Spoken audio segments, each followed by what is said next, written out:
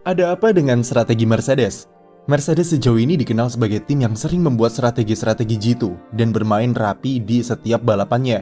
Tetapi di musim 2023, mereka sepertinya cukup sering membuat kesalahan jika dibandingkan dengan tahun-tahun sebelumnya.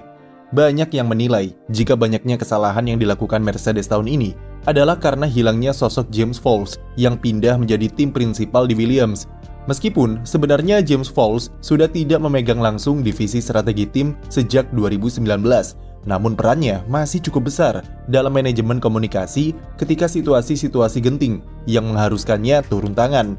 Dan memang, semenjak James hijrah ke Williams, Mercedes nampak sedikit goyah ketika harus membuat keputusan-keputusan strategi, terutama ketika kualifikasi.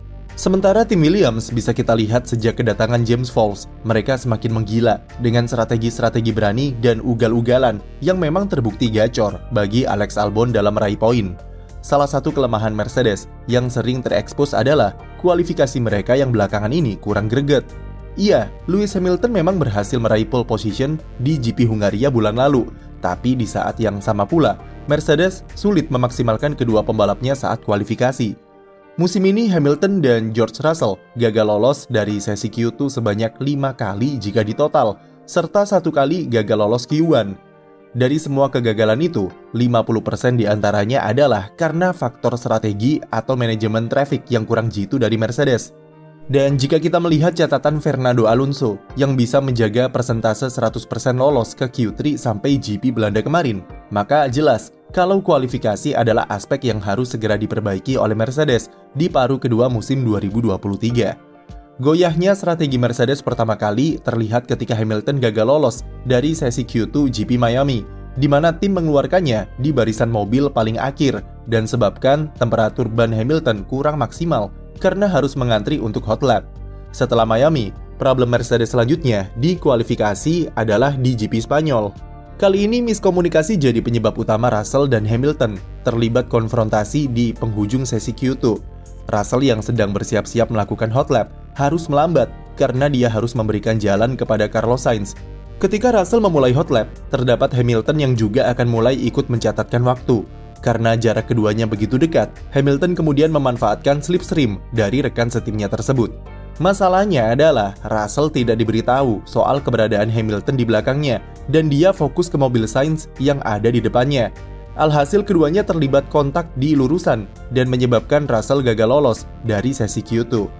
Insiden tersebut murni kesalahan tim dalam memberikan komunikasi kepada kedua pembalapnya, di mana seharusnya Hamilton diberitahu untuk sedikit melambat di 2 tikungan terakhir untuk jaga jarak dengan rekan setimnya. Dan Russell pun juga harus diberi info soal posisi Hamilton yang tepat ada di belakangnya di lurusan. Mercedes kembali jalani sesi kualifikasi yang berantakan di GP Austria dengan Russell yang gagal lolos dari sesi Q2 dan Hamilton yang out dari sesi sprint shootout pertama. Namun itu lebih ke faktor mobil yang tidak kompetitif dan kesalahan yang dilakukan oleh pembalap. Setelah itu Mercedes kembali mengulangi kesalahan strateginya di GP Hungaria dengan menempatkan Russell ke situasi yang beresiko di percobaan terakhirnya di Q1. Pembalap Inggris tersebut terjebak di antrean mobil-mobil lawan dan dia malah disalip oleh pembalap di belakangnya yang tidak sabar. Itu berdampak ke persiapan lap Russell yang jadi kurang maksimal. Hal itu diakui oleh Mercedes yang bahkan sampai meminta maaf kepada Russell karena seharusnya mereka bisa memberikan sang pembalap timing yang lebih bagus dan minim resiko. Padahal di Hungaria mereka cukup kompetitif dengan keberhasilan Hamilton meraih pole position. Kegagalannya meraih podium saat balapan bahkan dinilai karena strategi Mercedes yang terlalu konservatif.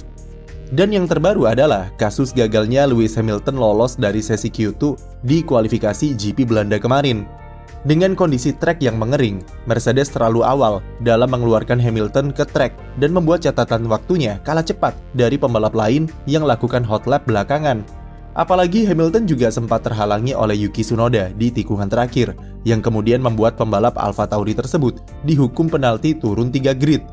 Ketika Hamilton ingin melakukan percobaan terakhirnya, waktu keburu habis dan membuatnya cuma mampu menghuni posisi ke-13. Puncaknya adalah strategi Mercedes ketika balapan yang jadi sorotan saat GP Belanda kemarin. Jika melihat potensi kecepatan yang ditampilkan kedua pembalapnya, maka Mercedes adalah tim yang paling menyesalkan keputusannya untuk stay out ketika hujan turun di awal balapan. Russell yang start dari 3 besar baru masuk pit di lap keempat dan menyebabkannya terjun bebas ke urutan bawah. Yang paling disesali Mercedes mungkin adalah ketika mereka melewatkan peluang untuk memasukkan Hamilton ke pit stop di lap pertama untuk ikuti jejak Sergio Perez. Dan kita tahu, Checo bisa mengambil keuntungan sebesar 14 detik di depan pembalap-pembalap yang masih pakai ban kering di lap pertama. Mercedes stay out terlalu lama juga bukan tanpa alasan, karena menurut radar, hujan hanya akan turun sesaat dan trek bisa mengering dengan cepat. Namun ternyata di lap pertama, hujan yang turun terlalu deras dan trek jadi sangat basah. Toto Wolff mendeskripsikan hal itu sebagai sesuatu yang menyebalkan, karena mereka tahu potensi mobilnya jauh lebih bagus ketika balapan. Melansir dari akun Twitter Formula Data Analyst, Pace, Russell, dan Hamilton harusnya bisa bersaing di 5 besar, dan minimal salah satunya mampu mengunci podium. Itulah sisi positifnya bagi Mercedes, karena kecepatan mereka secara overall memang bagus. Ditunjukkan dari Hamilton yang bisa finish di posisi ke-6 setelah kacaunya lap-lap pembuka. Masalah strategi adalah salah satu dari PR Mercedes musim ini, yang seperti kehilangan sentuhan setelah ditinggal James Vowles. Mobil mereka sudah cukup bagus untuk bisa bersaing di posisi podium atau minimal mengamankan 5 besar. Tetapi strategi yang kocar-kacir membuat Mercedes cuma bisa meraih 5 podium saja sampai jeda musim panas. Jauh lebih sedikit daripada tahun lalu, di mana mereka bisa bukukan 12 podium di pertengahan musim. Dengan Aston Martin yang kembali ngegas setelah update baru di Belanda, sudah saatnya Mercedes kembali mengencangkan ikat pinggang dan memperbaiki eksekusinya saat balapan. Di paruh kedua, mereka punya 2 misi. Pertama yaitu mengamankan posisi kedua konstruktor, di mana Mercedes sebenarnya ada di atas angin dengan duet Hamilton dan Russell ketimbang Aston Martin yang digendong Alonso.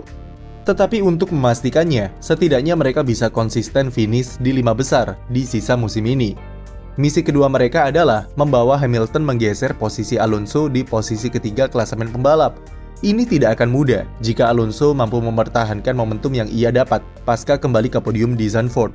Tetapi Hamilton juga punya peluang yang besar mengingat performa Aston Martin yang masih naik turun, dan di atas kertas, Mercedes bisa bersaing kompetitif dengan mereka.